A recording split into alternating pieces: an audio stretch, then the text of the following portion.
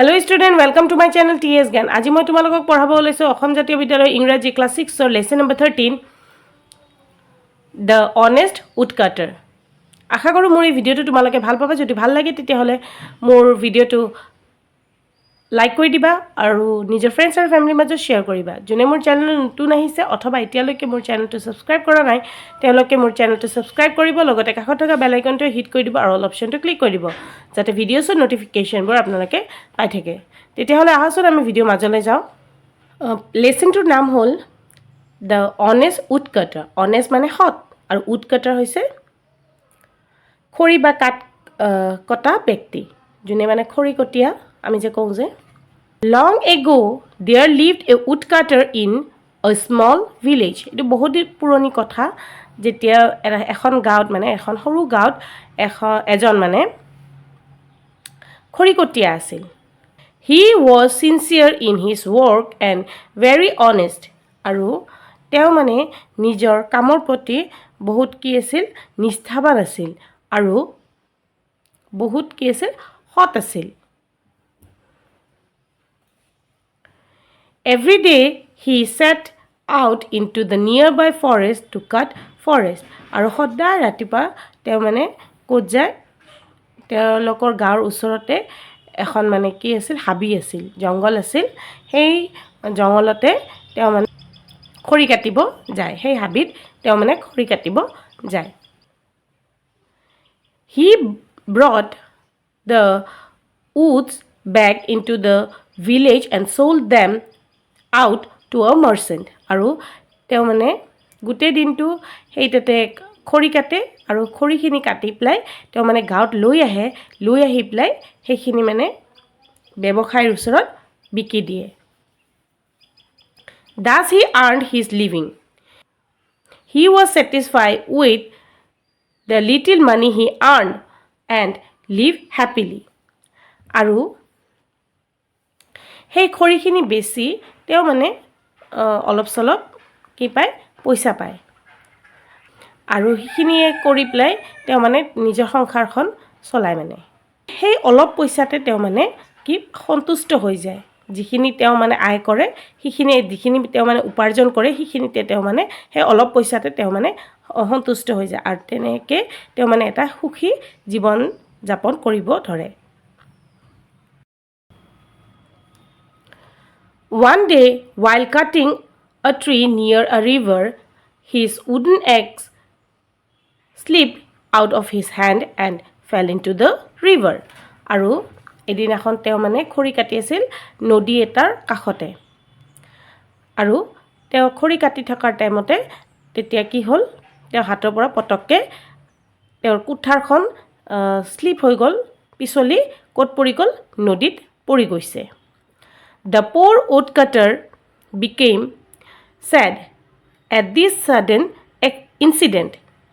He did not have another axe with him. আৰু সেই খৰিকটীয়াজন সেই দুখীয়া খৰিকটীয়াজন মানে বহুত মানে দুখী হৈ গ'ল তেওঁৰ মানে যোনখিনি মানে ঘটনা ঘটিল মানে পটককে যে তেওঁৰ মানে কুঠাৰখন যে পানীত পৰি গ'ল সেইখিনিতে তেওঁ মানে বহুত মানে কি তেওঁৰ মানে দুখ লাগি গ'ল এতিয়া তেওঁ মানে কি কৰিব কাৰণ তেওঁৰ লগত কি আৰু এটা এখন বেলেগ মানে কুঠাৰো নাছিল সেই এখনে কুঠাৰ আছিল আৰু সেইখনত তেওঁৰ মানে পানীত পৰি গ'ল। This was the only axe he had. আৰু সেইখনে একমাত্ৰ তেওঁৰ মানে কুঠাৰ আছিল আৰু তেওঁৰ লগত আৰু বেলেগ কুঠাৰ নাছিল। He immediately realized that the loss of that only axe meant lots of trouble for him. He was full of sorrow that tears rolled down his cheeks. আৰু তেতিয়া লগে লগে তেওঁ মানে ভাবিব ধৰিল কি এটোটো মোৰ মানে বিৰাট মানে কি হ'ব লছ হ'ব নুকসান হ'ব কাৰণ তেওঁৰ লগত আৰু বেলেগ কি নাছিল কুঠাৰ নাছিল আৰু যদি কুঠাৰ নাথাকে তেওঁ খৰি কাটিব নোৱাৰিব আৰু তেতিয়াহ'লে তেওঁ কেনেকৈ পইচা উপাৰ্জন কৰিব তেওঁ মানে সেইবোৰ চিন্তা কৰি তেওঁ মানে কান্দা আৰম্ভ ধৰিলে তেওঁৰ বহুত দুখ লাগিলে আৰু তেওঁৰ মানে চকুৰ পানী গালেৰে মানে বৈ আহিব ধৰিলে আৰু তেতিয়া দুখৰে কান্দি কান্দি তেওঁ তেতিয়া মাটিত বহি গ'ল মাটিত বহি পেলাই নিজৰ হাত দুখনৰে নিজৰ মুখখন ঢাকি পেলাই তেওঁ মানে জোৰে জোৰে কান্দা আৰম্ভ ধৰিলে।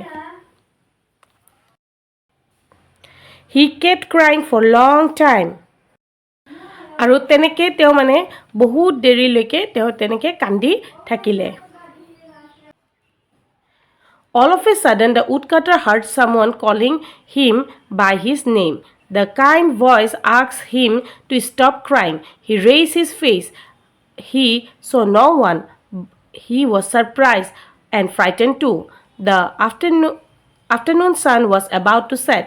He again looked around.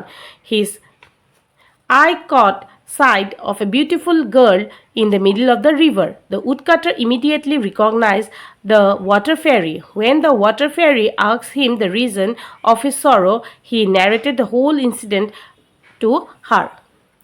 আৰু যেতিয়া তেওঁ মানে তেনেকৈ কান্দি আছিলে, কান্দি থাকোঁতে থাকোঁতে তেওঁ মানে তাতে এটা শব্দ শুনা পালে, মানে এটা মাত শুনা পালে, যোন সেই মাতটোৱে তেওঁৰ মানে নাম কৈ পেলাই তেওঁ মানে তেওঁক মাতি আছিল। আৰু সেই মাতটোৱে তেওঁক মানে কৈ আছিল কি নাকান্দিবা নাকান্দিবা, দুখ নকৰিবা, তেনেকৈ কৈ আছিল। আৰু যেতিয়া তেওঁ মানে সেই মাতটো শুনা পালে, তেওঁ লগে লগে নিজৰ মুখটো উঠালে। তেওঁ মুখখন উঠাই পেলাই চাৰিওফালে চালে, কিন্তু কাকো দেখা নাপাল তাতে। আৰু তেওঁ মানে সেই শব্দটো শুনি পেলাই আচৰিত হৈ গ'ল, ক'ৰ পৰা আহি আছে, কাকো দেখাও নাপাওঁ, ক'ত পৰা মাতটো আহি আছে। আৰু তেওঁ আচৰিত হৈ গ'ল, লগতে তেওঁৰ ভয়ো লাগিলে, কোনে বা মাতি আছে তেনেকৈ সেই জংঘলৰ মাজত। আৰু তেতিয়া সময় হৈ আছিল মানে এনেকুৱা কি সূৰ্যটো অস্ত গৈ আছিল, মানে বেলি মাৰ গৈ আছিল, ঠিক তেনেকুৱা সময়ত মানে। আৰু তেওঁ চাৰিওফালে মানে চাই আছে, কিন্তু কাকো দেখা নাপাল। কিন্তু পটককৈ তেওঁৰ মানে চকু পৰিল এই নদীখনৰ মাজত কি এজনী ধুনীয়া ছোৱালী তাতে আছে। খৰিকটীয়াজনে ভাবিলে কি সেই ছোৱালীজন, সেই নদীৰ মাজত যোনজন ছোৱালী আছিল সেইটো কোন হয়, জলপৰী হয়। সেই জলপৰীজনীয়ে খৰিকটীয়াজনক সুধিলে কি কিয় তুমি কান্দি আছা, কিয় ইমান দুখ লাগিছে। তেতিয়া সেই খৰিকটীয়াজনে গোটেই ঘটনাখিনি তেওঁক মানে বৰ্ণনা কৰিলে। After knowing that the water fairy asked him not to worry and dive into the river, she told him that she would bring his axe from the bottom of the river. The woodcutter was very happy. আৰু গোটেই ঘটনাখিনি জনাৰ পিছত তেতিয়া জলপৰীজনীয়ে ক'লে কি ঠিক আছে, তুমি কান্দিব নালাগে, তুমি দুখ কৰিব নালাগে, মই তোমাৰ কুঠাৰটো নদীৰ তলৰ পৰা গৈ পেলাই লৈ আহিম। এইখিনি শুনি পেলাই মানে খৰিকটীয়াজনৰ বহুত আনন্দ লাগিল, বহুত ফূৰ্তি লাগিল। After some time, she reappeared in the surface of the water with a golden axe. The woodcutter told her with a heavy heart that it was not his axe. The fairy again dived into the river and popped up with a silver axe this time. Again, the woodcutter sadly told her that this was not his axe. This time the fairy smiled at him and promised to bring him his wooden axe. তাৰপিছত জলপৰীজনীয়ে পানীত ডুব মাৰি পেলাই এখন মানে সোণৰ কুঠাৰ লৈ আহিল, আনি পেলাই খৰিকটীয়াজনক দিলে। তেতিয়া খৰিকটীয়াই ক'লে কি, তেওঁ মানে লগে লগে কুঠাৰখন চাই পেলাই তেওঁৰ দুখ লাগিল। তেওঁ মানে ক'লে কি নাই, এইখনতো মোৰ কুঠাৰ নহয়, এই কুঠাৰখন মোৰ নহয়, মোক নালাগে এইখন। তেতিয়া ফেৰী মানে সেই জলপৰীজনীয়ে আকৌ এবাৰ পানীত ডুব মাৰি পেলাই গ'ল। ডুব মাৰি ইবাৰ কি লৈ আহিল, এখন ৰূপৰ কুঠাৰ লৈ আহিল। তাৰপিছত সিবাৰ সেইখন আনি পেলাই কিহক দি দিলে, খৰিকটীয়াজনক। খৰিকটীয়াজনে আকৌ এবাৰ ক'লে কি নহয়, এইখন মোৰ নহয়, এইখন মোৰ কুঠাৰ নহয়, এইখন মোক নালাগে, মোৰ কুঠাৰখন বিচাৰি আনক। তেতিয়া আকৌ সেই জলপৰীজনে তলত গ'ল আৰু গৈ পেলাই সিবাৰ তিনিওখনে মানে লৈ আহিল, মানে সোণৰ, ৰূপৰ আৰু সেই মানুহজনৰ যোনটো মানে কুঠাৰ আছিল লোহাৰ, সেইটো লৈ আহিলে। The woodcutter cried with joy to see his own axe. আৰু সেই খৰিকটীয়াজনৰ মানে বহুত ফূৰ্তি লাগিছে যেতিয়া মানে সেই খৰিকটীয়াজনে নিজৰ কুঠাৰখন দেখা পালে তেতিয়া তেওঁৰ মানে বহুত ফূৰ্তি লাগিছে আৰু তেওঁ মানে চিঞৰি উঠিছে কি হয় হয় এইখনে মোৰ কুঠাৰ হয় he stretch out his hand to receive the axe আৰু তেওঁ মানে নিজৰ হাতখন বঢ়াই দিলে সেই কুঠাৰখন ল'বৰ বাবে the ferry gave him all the 3 eggs জলপৰীজনীয়ে খৰিকটীয়াজনক সেই তিনিখনে কুঠাৰ দি দিলে মানে সেই সোণৰ ৰূপৰ আৰু তেওঁৰ যোনখন আছিল সেইখন তিনিওটাই কুঠাৰে খৰিকটীয়াজনক দি দিলে The woodcutter at first declined to take the golden and silver axes, but the fairy told him that she wanted to reward him for his honesty. She was very happy to find the fact that the woodcutter was not at all greedy. Greed is a vice.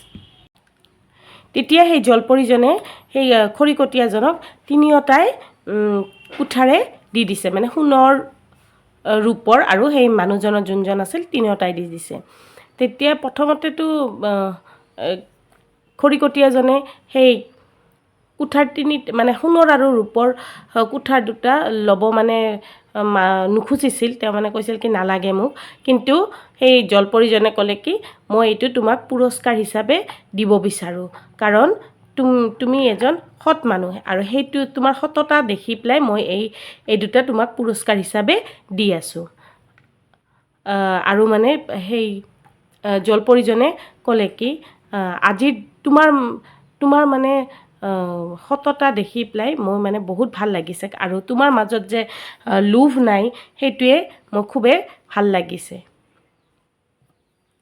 কাৰণ লোভে হৈছে আমাৰ দোষ আৰু লোভ এটা বদ অভ্যাস হয় ভিডিঅ'টো ইমানখিনিয়ে আছিল আশা কৰোঁ তোমালোকে ভাল পাইছা যদি ভাল লাগে তেতিয়াহ'লে লাইক কৰি দিবা আৰু মোৰ চেনেলটো ছাবস্ক্ৰাইব কৰিব নাপাহৰিবা Thank you.